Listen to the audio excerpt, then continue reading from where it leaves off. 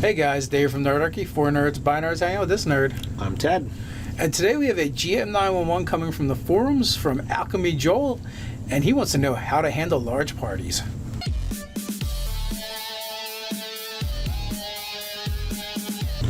If you have a GM 911 or a problem going on in your ongoing game and you'd like Nerdarchy to help, you can submit that to us at nerdarchy@gmail.com, or you can head over to our forums to the GM 911 section on nerdarchy.com.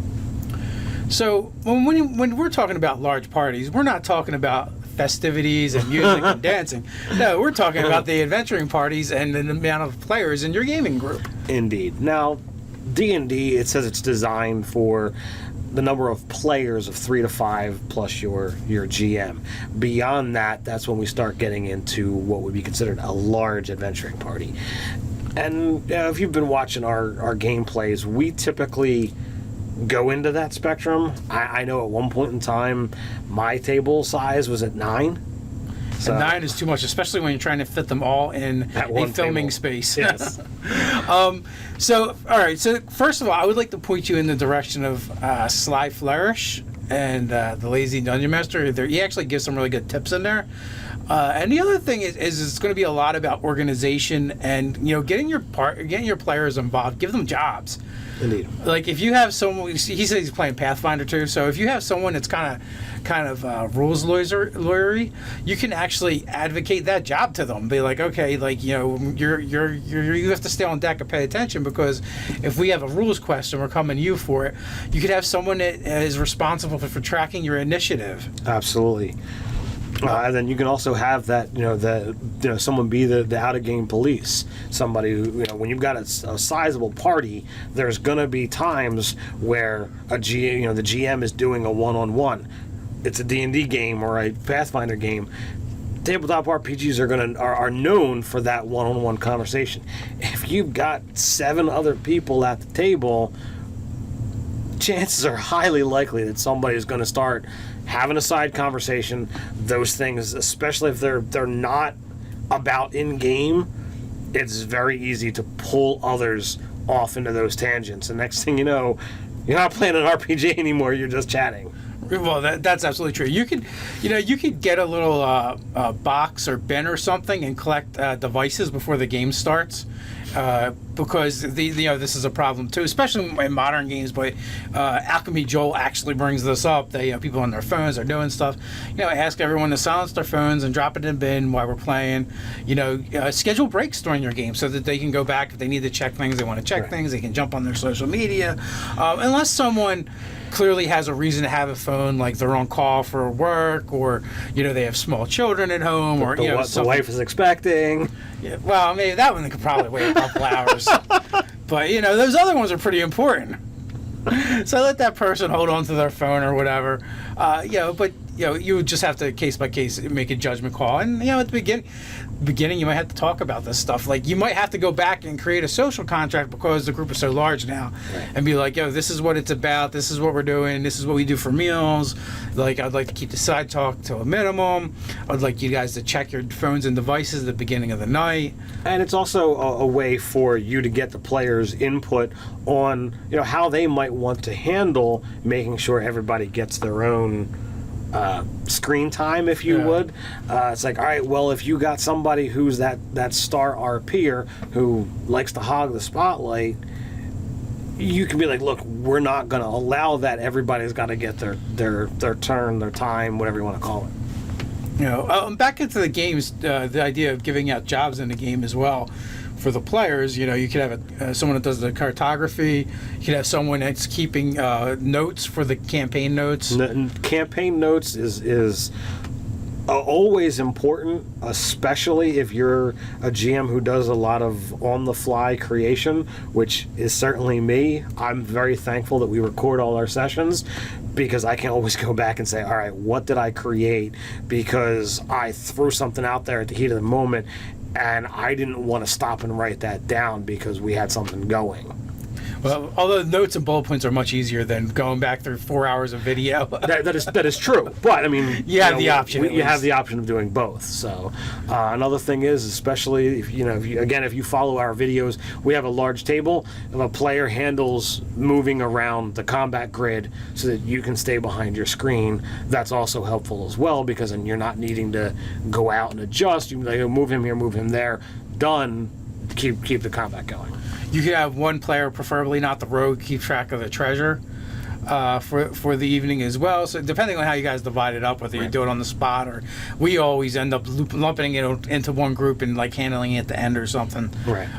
Which is much different play style than some of our other players are used to. It's like as soon as treasure is had, it's like, all right, it becomes a money grab, or who can claim what first.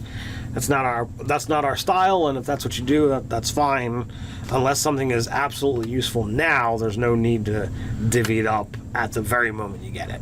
So the part about giving your players jobs, right? It's partially about making things more organized or run smoother, but it's partially about idle hands are the workshop of the devil. If you got them doing stuff and engaged, like then they don't have time to do the side chatter and looking at their phone and stuff like that. Hopefully, they're paying attention to see if they have to take notes or write something down or look up a rule or whatever. Right, and if you're forced to concentrate and forced to pay attention because you have a task at hand. I actually see the Rosalir player, because it's Pathfinder, sitting on like a throne of books. Well, there's enough between 3.5 and Pathfinder. There's certainly enough. I don't think you even have to go to 3.5. It's just Pathfinder. Besides, they probably don't let 3.5 books into their game. It's not the same. It's a different game. That's true. The other thing is, from the mechanical side of things that I know I've personally experienced, is you really need to be aware of how sizable that party is and what that does to the level of monster you're throwing at them. I don't specifically remember how the challenge rating system works in Pathfinder, but I know it's the same as 3.5. I know in 3.5 it was set up to be the level, and the more people you have in a group, the more attacks that you're throwing out there. Therefore, you will need to throw more powerful monsters against them. And it's going to be a let me figure it out, because how many is it? Is it 6 to 8 people every session? Does it fluctuate? Sometimes it's 6, sometimes it's 8. Which party members are showing up? Is your bruiser or your tank out this session? You need to be more aware of it, because all right, well, this monster might have a higher damaging attack or get more attacks, whereas this monster has just a higher armor class, and it just means it's going to get hit less. Those two things make a significant difference to the party. So there was something I wanted to bring up that I've completely went off track now. It's kind of fallen out of my head. All right, well, while you're thinking about it, because I know in one of my recent games, I used a monster, and I think it was like a challenge 13 or challenge 14 against the party, and they were level 10, and like they handled it without a problem, and I was like, this should have been a challenge, and it wasn't in any way, shape, or form. And I'm like, all right, what do I need to do? Because if constantly, based on the size of the party, if I'm always having to scale up or change things, what is that gonna mean? So you always want to be aware of what they can actually handle, and it will be a seesaw until you figure out exactly what line you're gonna be able to draw. Okay, well, this just kicked their ass. Well, how do I mitigate that? Okay, they stomped the heck out of this thing, and it wasn't because of 3 crits and a surprise round. So. To me, it just sounds like those players were total badasses. But what was the thing that I wanted to bring up too, and I don't know how I forgot this, but it's so simple. Really, make sure your players know what they're going to do before it's their turn. If you got 8 players and each one of them has to look up spells and figure out what they're doing, Like, they should already know before it's their turn. Yes. Now, it might change occasionally because the player before them did something unexpected, and so they have to kind of recalibrate what they're doing. That's okay, but for the most part, just kind of remind people to and try and really get that ingrained into them. When before your turn comes up, know what you're doing and be ready to go. Right. One of the players in Dave's game, he likes to. I don't know whether he's got a term for it or not, but he rolls it all together. He's going to roll his attack die and his damage dice all at once. All right, boom. That was a 4th edition thing, I believe. Okay.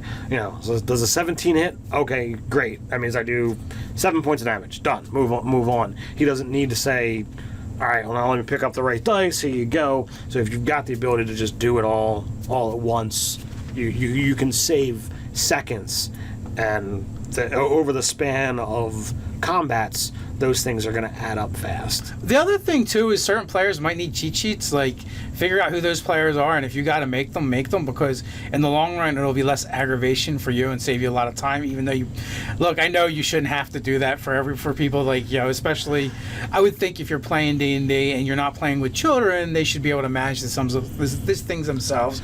But if you want to have them at your table and you just acknowledge that they're not going to have these things ready, then take an index card, put them down on an index card for them, and be like, maybe you have to collect them after the session and hand them out at the beginning of the session. It's like pinning their mittens to their coat. Everybody has a different gaming style and different gaming abilities. We've gamed with all types. We've gamed with people that literally need someone there every single round guiding them of, these are your options. I know we went over this all of last session, but these are your choices. How do you want to handle this? Yeah, if you just have someone be able to assist and have those cheat sheets, it makes things move much smoother. So with that, I guess I will put in the description below. I'll put a link to Sly Flourish's Lazy GM, because there's some good tips in there as well. And with that, you guys, let us know in the comments below how you make your games run smoother, especially when you have a lot of players at the table. While you're at it, like, share, and subscribe. As we mentioned earlier, there's nerdarchy.com. You can check out all the awesome stuff over there. So until next time, stay nerdy.